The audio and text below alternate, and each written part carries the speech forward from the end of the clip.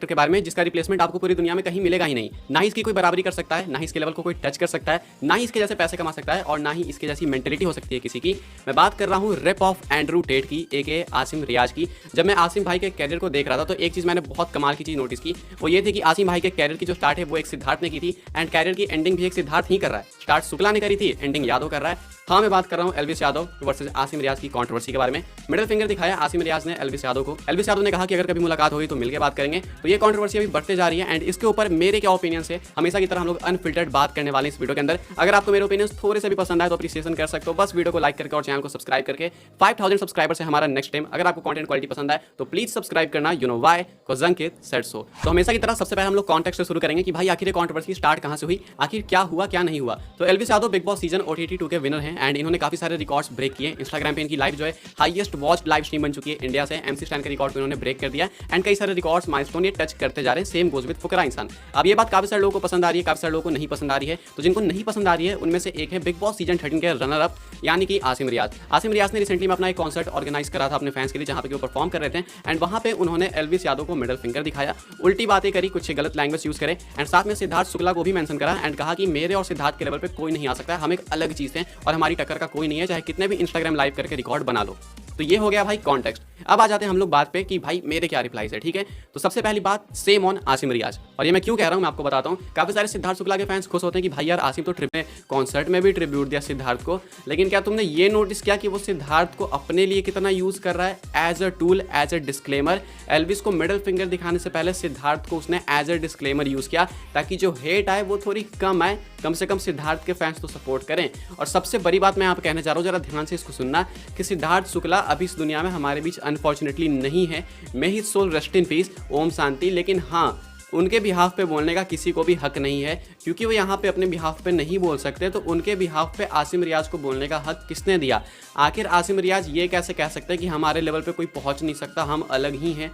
हो सकता है कि सिद्धार्थ शुक्ला अगर यहाँ पे रहते हैं तो उनके अंदर ज़्यादा पीस जेस्चर होता, मे बी शायद वो खुश होते एल्विस यादव और फुकरा इंसान की सक्सेस को देख के, अनलाइक आसिम रियाज जो कि काफ़ी जेलस दिख रहे हैं।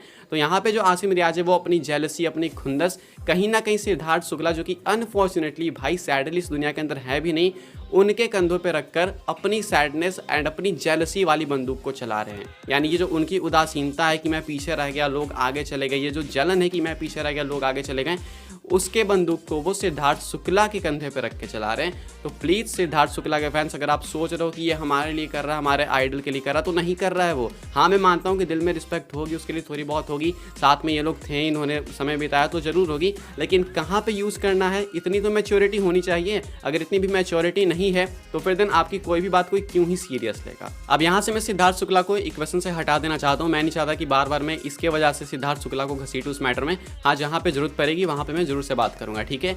बात आती है मिडिल फिंगर की, कि इन्होंने मिडिल फिंगर क्यों दिखाया।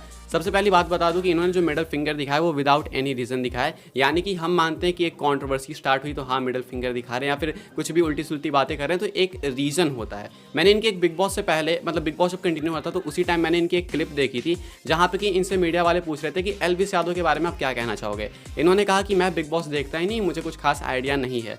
तो अब जब वो बिग बॉस जीतने के बाद इतना फेमस हो चुका है, रिकॉर्ड बना रहा है, तो फिर क्यों जलन हो रही है? तो फिर उसके ऊपर आप क्यों रिएक्ट कर रहे हो? जब वो बिग बॉस शो के अंदर था, जब आपसे एक्चुअली पूछा जा रहा था तो आप रिएक्ट नहीं कर रहे थे। जब कोई आपसे पूछ नहीं रहा है तो अब आप ऐसे रिएक्ट कर रहे हो जैसे पता नहीं उससे किस जन्म की दुश्मनी है। कहीं ना कहीं एल्विस यादव से इनकी पहले की खुन्नस है, वो क्लिप मैं यहाँ पे प्ले कर दूंगा, वो देख के आपको पता चल जाएगा कि आखिर ये रूडनेस क्यों है एल्विस के against. Good afternoon. Good afternoon भाई। अभी का बिग बॉस OTT में जो एल्विस यादव है उसके बारे में, सॉरी मैंने देखा नहीं है। देखा नहीं आपने? अब यहाँ पे बात आती है लेवल्स की। इनका कहना था कि हमारे लेवल पे नहीं पहुँच सकते हो, हम इस लेवल पे हैं, हमने ये उखाड़ दिया, हम ये हैं, हम वो है। भाई मेरा सवाल है, आपने क्या उखाड़ दिया? क्या आपने चंद्रयान 3 में हेल्प कर दी? क्या आपने ओलंपिक्स में मेडल्स लाए? ऐसा तो कुछ नहीं करा। आपका सिर्फ एक काम था, एक जॉब थी आपके पास, वो था कि आपको बिग बॉस जीतना है। वो तो आप ढंग से नहीं कर पाए, उसमें आप रनर अप बन के रह गए एंड आज तक रोते हो 3-4 साल बाद कि मेरे साथ चीटिंग हुई है, मेरे साथ स्कैम हुआ है, इट्स ऑल अ स्कैम। इसके ऊपर भी हम लोग आएंगे, ये जो ये कहते हैं। तो आप एक काम जो आपको दिया गया आप वो नहीं कर पाए, तो देन आप किस लेवल पे हो? और एक बबल में फोड़ देता हूँ इनका, इनको लगता है कि एक बहुत अलग लेवल पे हैं। आपके पास बिग बॉस के बाद जितने फैंस आए थे ना, एल्विस के पास बिग बॉस से पहले उससे कट्टर फैंस थे। तो कोई भी अपने लेवल से नीचे नहीं आना चाहेगा। एंड यस, आपके लेवल पे वो नहीं आ सकता क्योंकि वो काफ़ी ऊपर है। एल्विस यादव फुकरा इंसान दोनों ही, तो वो नीचे क्यों गिरेंगे। और ऐसा नहीं भाई मैं कि किसी के सपोर्ट में ही बोल रहा हूँ कि उनकी चाट रहा हूँ, ऐसा कुछ नहीं है कि मैं उनके सपोर्ट में बोल रहा हूँ। These are facts. अगर आसिम रियाज के पास फैक्ट्स रहते तो मैं उनको भी सपोर्ट करता, चाहे कोई भी अंडररेटेड हो, चाहे कोई कितना भी पॉपुलर हो, आई डोंट केयर भाई। सच की हम लोग बात करते हैं यहाँ पे एंड विदाउट एनी फिल्टर बातें होती है। तो इनके पास पहले से ही उतने फैंस थे। फुकरा के पास उतने ज़्यादा नहीं थे कट्टर फैंस, लेकिन अब उसके पास भी हैं। तो आसिम रियाज आपसे ये लोग लेवल पे बहुत ऊपर जा चुके हैं, तो अब वो स्टप डाउन नहीं करेंगे, नीचे क्यों आएंगे, आपके लेवल पे क्यों गिरे। साथ में मुझे तो भाई ये भी लगता है कि आसिम रियाज जो है वो एक्चुअली में क्वांटम फिजिक्स से काफ़ी इंस्पायर्ड है, क्योंकि इन्हें एक्चुअली में लगता है कि ये जहाँ पे नहीं है वहाँ पे दुनिया एग्जिस्ट ही नहीं करती है। एक्चुअली अगर आपको नहीं पता तो बता दूं कि मेडिकल साइंस में एक बीमारी है, ये मैं मजाक नहीं कर रहा हूँ, सीरियसली बीमारी है इस चीज़ को लेकर, जहाँ पे कि लोगों को लगता है कि पूरी दुनिया एक उन्हीं के खिलाफ साजिशें कर रही है, उनके खिलाफ कॉन्स्पिरेसी चल रही है। वो बंदा खुद में इतना विलुप्त हो जाता है कि उसे बाहर की दुनिया के बारे में लगता है कि वो सिर्फ मेरे बारे में ही सोच रहे हैं, मेरे बारे में ही बातें हो रही है और सारी चीज़ें मेरे ही अराउंड हो रही है।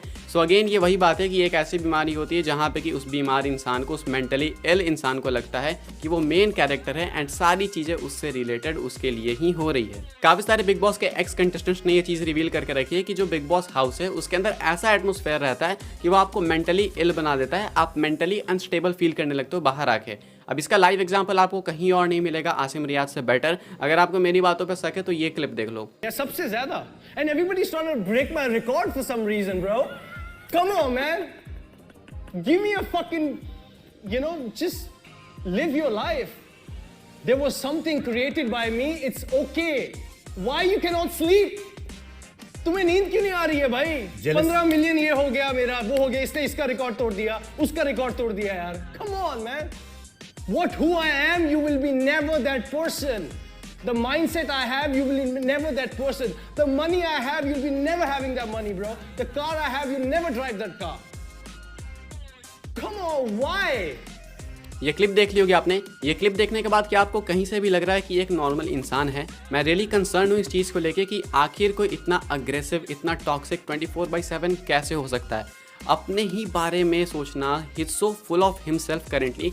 मुझे इनसे जो है एक्चुअली में सिंपैथी है थोड़ी सी, क्योंकि ये मेंटल इलनेस है और ऐसे ही मेंटल इलनेस के शिकार हैं एंड्रू टेट एंड आसिम रियाज हैं रिप ऑफ एंड्रू टेट। इसलिए मैं कह रहा था। अभी मैं क्यों कह रहा हूँ, ये वाली क्लिप देखो। I think so many of you're existing in your peasant life. You wake up when the alarm goes off. You go to your job. Sorry. Hi, boss. Okay, you go to your job.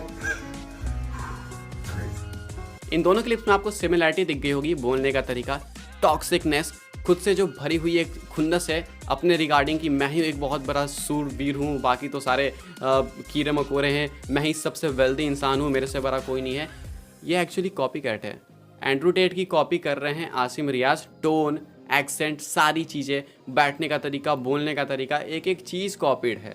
Even Andrew Tate खुद भी कहीं ना कहीं mentally थोड़ा unstable लगता है, क्योंकि भाई ये बातें कौन करता है कि ये मैट्रिक्स है, वो आसमान नहीं है, आसमान की जगह वो सोलर पैनल्स लगे हुए हैं, हमें कोई और कंट्रोल कर रहा है। भाई ये सारी क्या बातें हैं? मैं सही बता रहा हूँ कि जो एंड्रू टेट के फॉलोअर्स हैं या फिर जो ऐसे लोग एंड्रू टेट जैसी विचारधारा फैलाते हैं ना, वो सही में मेंटली इल हैं। अगर आपको ये लग रहा है कि कोई ऊपर से आपको कंट्रोल करके रख रहा है, आप चूहे की तरह पिंजड़े में बंद हो, तो कहीं ना कहीं आप खुद एक अपनी मैट्रिक्स बना रहे हो एंड उससे बहुत अच्छी खासी अर्निंग कर रहे हो अपनी मेंटल इलनेस दुनिया में फैला के।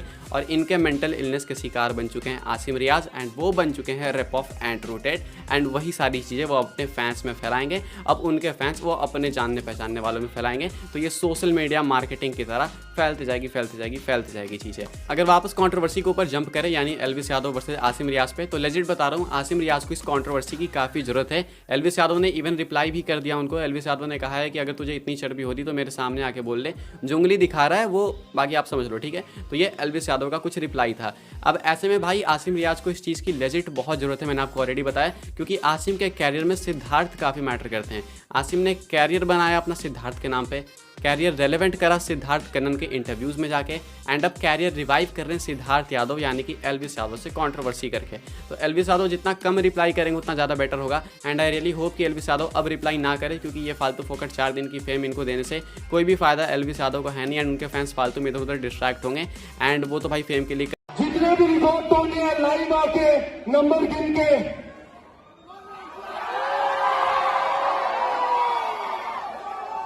उनको समझा दो, नहीं हो पाएगा, नहीं हो पाएगा। भाई यार का यार टाइम चला गया। भाई यार अब क्लाउड लेने के लिए देखो गलत सल्त नाम ले रहे हैं यार। तो भाई ने मिडल फिंगर दिखाई, देखो यार हम कंट्रोवर्सियों से बहुत दूर है। हमारा तो नहीं है कि भाई हमारा आगे करके दिखाओ, ये सब सेम चीज है। सामने करो तो मजा भी आए, है ना, हमारे सामने करो तो हम देखें भी ढंग से। कदम उंगली उठेगी तो पीछे ही जाएगी, सामने उठाई तो ऐसे तो कुत्ते दुनिया जगह भौंक है भाई। और ना हमने किसी से लेना देना, ना हम किसी की बुराई करते, पर अगर कोई फालतू फंड की बकवास करा फिर हम छोड़ते भी नहीं। इतना ही था तो मैसेज कर देता, इतनी खुड़ा कर जलन हो रही थी तो। पर कोई बात नहीं, मुझे लगता नहीं कि उसके दिमाग है इतना उसको ये सब चीजें समझ आए।